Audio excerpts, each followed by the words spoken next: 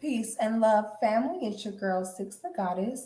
And keep in mind, I'm a goddess and I'm sensitive about my shift. How are you all doing? I'm doing good. I am here to bring you your next episode of Ask Six, where you can send me an email with a certain question about a certain scenario or life situation, and I will read the email out loud and give my thoughts and opinions on what it is that you want to discuss. Also, keep in mind that you can book a one on one session with me for any kind of questions that you may have, navigating life decisions, motherhood, womanhood, and your feminine journey. And I will have that information below for how to get a conversation with me. And without further ado, let me go ahead and pull up this email. The title of this email is Sudden Commitment. Hello, Six. I want to start off by saying I love your channel and I love your work. Thank you for doing what you do. I would like your insight. Wait a minute. You're welcome. Thank you. I love that for me. Thank you so much. I would like your insight on my situation as I'm at a crossroads and I'm trying to figure out what to do. My name is blank. So I will keep the name out of it to keep your situations confidential, by the way. My name is blank. I'm 27. I work in investing and I'm just going to say blank as well because y'all might try to put two together on certain things. I'm single and unmarried, but I truly desire to be a wife. I have been involved with what I guess you would call a situationship with my coworker for the past 2 years. For the longest, we have gotten along very well and have a lot of love for each other. Oh, Lord. You ever notice that women never say, I have love for you? Like, that's 100% the man telling her that. I can already tell. I have love for you. A 2-year situationship. Let me finish the rest of the email because I'm jumping ahead of myself and I already see red flags. There's several red flags. 2-year situationship. I have love for you. Ooh, let's just keep going now. We have a lot of love for each other, but he was honest with me and let me know he enjoys having a variety of women. Oh, here it goes. Here it goes. Oh, I have a headache already. Oh my God, I just want to drink some water. I'm in a conniption. Okay. In the beginning, I thought I was cool with it because I felt like I was able to handle him having other women. As time went by, I began to desire more and wanted commitment. I started casually dating a few guys, but I found myself really stuck on my situationship. I told him I wanted us to make things official and was tired of the no titles thing. He said that he heard me, whatever that means. Okay, I'm glad you know, sis, because I'm like, imagine you tell a guy all that and he's like, I hear you. Ooh, girl. He tells me that he heard me, whatever that means, and that he loved me and wouldn't mind being with me. I thought the answer was a bit vague, but I think I just wanted to believe he wanted to be with me, so I didn't ask any further questions. A few months later, I found out he was still seeing other women to the extent of pregnancy scares, vacations together, and giving them money. I was crushed. How could he be doing all of these relationship things with several women, but acted like he wasn't sure he wanted one with me? He's almost 40, and I would think he would be ready to settle down, but clearly he wasn't. I never confronted him about the other women. I kind of just made a mental note of it. I began distancing myself because I was tired of being breadcrumbed and it wasn't satisfying me anymore. He didn't even seem to notice. It was like he didn't care at all. A few weeks ago, out of the blue, he tells me he needs to talk to me and pours his heart out about how he's ready for us to be officially a couple. He knows I'm the one and only woman for him, and how he doesn't want anyone else, etc. He even said he wanted to make us Instagram official. He takes me to meet his mom, starts taking me on trips, buying me gifts pretty much overnight. He went from not sure to 100% positive about me. Oh boy. When I asked him what was going on, why are you suddenly so gung-ho about being together and getting married out of nowhere? He then gaslights me and tells me he doesn't know what I'm talking about and how deep our bond is, etc. And promises me his feelings are genuine. But I'm feeling love bombed and my intuition is telling me something is up. Great. That means it's working because something is 100% up. Okay. It's not good, sis. Promises me he promises me his feelings are genuine. Okay. My intuition is telling me something is up. I guess I should be happy he finally committed. I guess I got what I wanted, but why does it not feel so good? He said he wants to get married, and I told him he has to talk to my dad, and he says he would. But deep down inside, I feel like something is off. I just can't put my finger on it. Could you give me some advice on what you think is going on and what I should do moving forward? I appreciate you so much for your time, and thank you so much.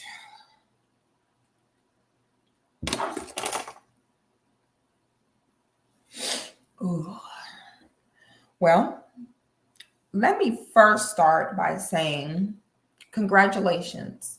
You're the last woman standing. And I'm going to explain what that means in a second. But let me go ahead and just say this because I want to say this because this irritates me. I see this all the time and it just made my butt itch. I noticed you said that you told him that he would need to talk to your father. First things first, why is your father not more involved in this process for you? Okay. I don't really understand that. I see way too many women in their 20s navigating dating and relationships on their own. And the only time you're involving your father is when you're asking a man to talk to your dad about marrying you. We need to go back to normalizing fathers guiding their daughters and helping their daughters choose mates, because I could almost guarantee you that if your father would have met this guy from off rip, he probably would not have approved. Okay. Had your father been involved with this from the beginning, I can pretty much guarantee your dad would have been able to meet him, talking about he like a variety of women. I'm pretty sure your dad would have been able to look him up and down and tell it wasn't going to be it. And it could have saved you 2 years of your life. Now, that's a side note. I know it's too late for all that, but I just want to say that, ladies, if you have a father in your life, please go to your father about normalizing him helping you through the dating and courting process. And those of you who are fathers out there, please stop saying that who your daughter dates is none of your business and she's grown. You know men better than your daughter knows men. Please stop just releasing your daughters out there to navigate this on their own. Like, let's start having y'all be more hands-on, okay? It's none of my business. Like, you should, of course, the final decision may be up to her, but I see way too many men like telling their daughters, get your education and you don't need no man. Like, don't do that. Don't do that, please, all right? Start helping them and encouraging women that they do need a man. It'd be your daddy the one, don't depend on no man, sir, goodbye. Anyway, slight rant. Let's get back to what you came here for. Congratulations, sis. You're the last woman standing. I also want to say that you need to always trust your intuition. Now, let's talk about what it means to be the last woman standing, because depending on what you want, depending on where you are, being the last woman standing is not always a bad thing necessarily. So this guy told you up front, hey, I like a variety of women. Ladies, let me first start out by saying that if a man ever says that, like, oh yeah, I like having a variety, that's never going to change. It's never going to change. Okay. I don't care what life epiphany he has. That is always going to be in the core of him. I'm a firm believer in a man has to be ready, prepared, and prefer to have one woman before he meets you. Okay. 9 times out of 10, whatever he has told you, whatever state of mind he is in, when you open your legs for him, that's probably where it's going to stay. Okay. Because men compartmentalize their thoughts. So in his mind, okay, I told her like a variety of women and she still opened her legs. That means that is enough for her. Normally, at whatever point you open your legs is the point that his respect and regard for your wishes and desires stops. Okay.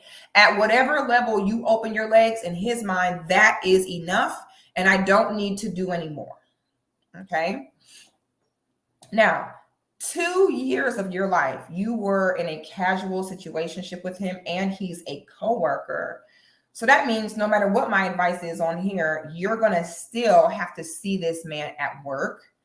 So I also just want to say, be very careful with dating men that you work with, because sometimes if it goes left, things can get weird on your end, get weird on his end, and now you're uncomfortable at the job. I never recommend dating people you work with, but I also understand a lot of people spend most of their time at work.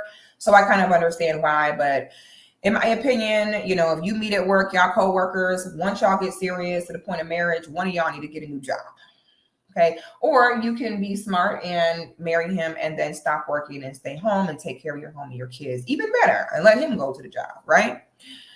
But this is a sticky situation, because no matter what we say here, you still have to see him, which is what men want. They always love to put you in a situation where you still have to see them and they still have access to you no matter what. So you kind of fell for the okie doke on that one, sis. And that's going to be a difficult part of this. And I don't really have much advice on that. I don't know what your job is necessarily, or how easily accessible another job is. I don't know. But either way, this man now is going to have access to see you every day and potentially influence you and push you in a direction because you work with him. So let this be a lesson to ladies. Be very careful before you go to mess with somebody you work with, because if it goes left, what a headache, right? So what happens when you're kind of having a casual situationship with a man and he's, doing just enough where it's kind of like a relationship, which is why I'm guessing you got to this term of situationship. Normally that means y'all not together, but you're raw dogging. I mean, let's just go ahead. Y'all know I'm just going ahead and tell you, I know what that translates to. Situationship translates into we're not together, but I'm letting him raw dog me, which shame on you. Okay. That's not giving at all. Number two, when you have years go by, you're with this guy, you start out with the whole, yeah, I'm okay with it. Yeah, I'm totally cool with it. And then it starts going left and you're like, you know what? I want more, because you're 27 years old. You see what I'm saying? You're getting into this place where you're about to really know who you are, getting your bag up, being comfortable with yourself as a woman. And I can see why that's about the age where you start being like, the situationship thing is not going to be fulfilling to me. But it sounds like you're trauma bonded to him, because I noticed you said that you did attempt to date other people, but you found yourself getting sucked back into him. And that's probably because you've been giving your body to him for 2 years. Now you have a soul tie. That's what you're experiencing, sis. It's not that you're stuck on him.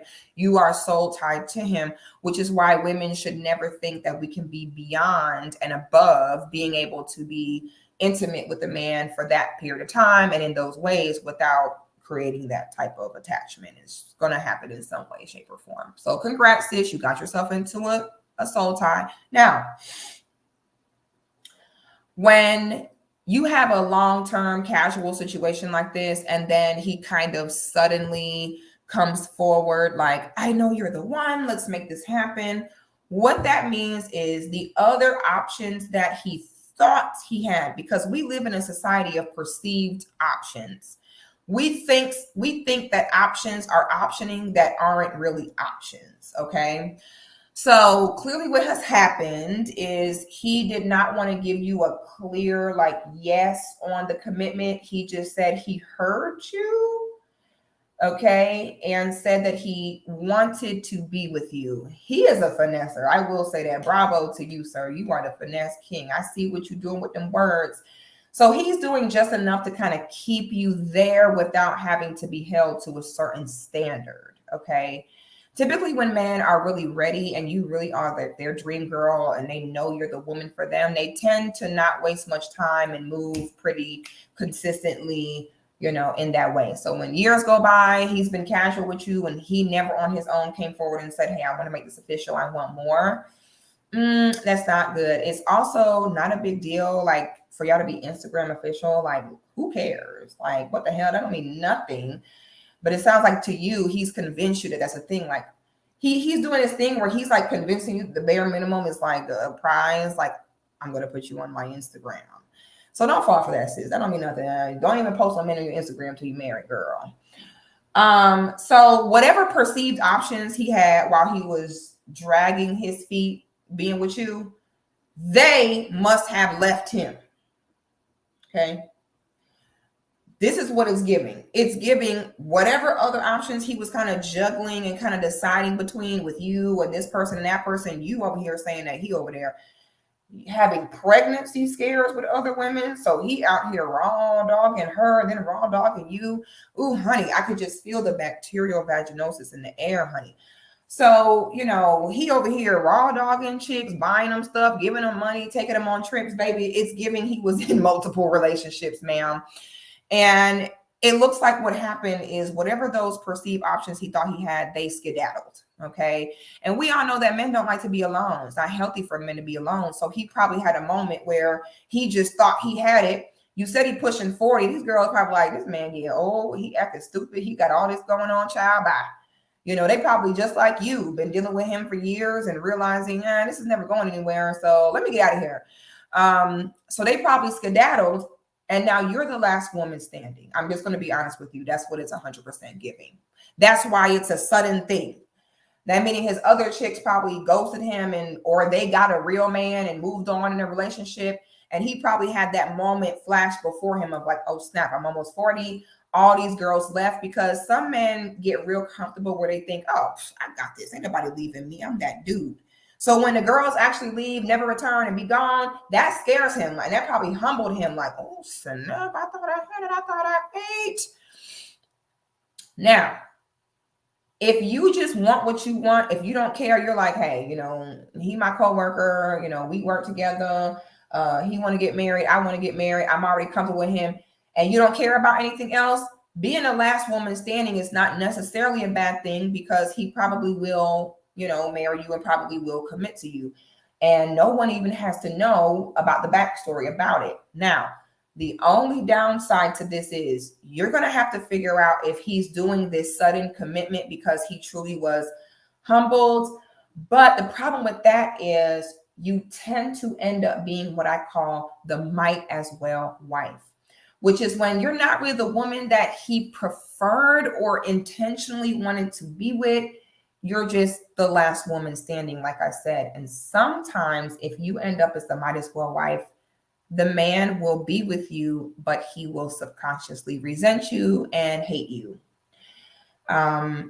He might be faithful to you for a short period of time. I agree he is love bombing you right now, and he may agree to be faithful and loyal for a short period of time, but I'm telling you now, that's not going to last. And what's going to end up happening is he's going to start to treat you weird, because in a weird way, he'll start to blame you for why all the others left. And he'll start to kind of look at you like, he'll almost start to punish you for getting what you wanted, because you're not the one he really wanted to be with. These are the women who marry a man, then divorce 5-10 years later, talking about, I'm not happy and irreconcilable differences.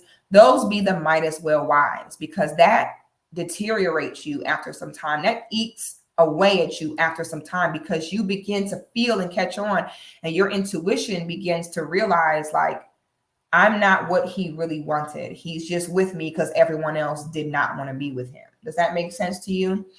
And men will 100% be with you and hate you. They will. And it's going to cause him to look at you like, oh, you want a commitment? Oh, you want to be married? Fine, you got it. I done lost all my other ones trying to chase behind you and please you. And he's going to do weird stuff behind your back to kind of punish you and get back at you. His need for constant supply could also possibly be a potential narcissist as well. So what I will say, sis, is this: be prepared.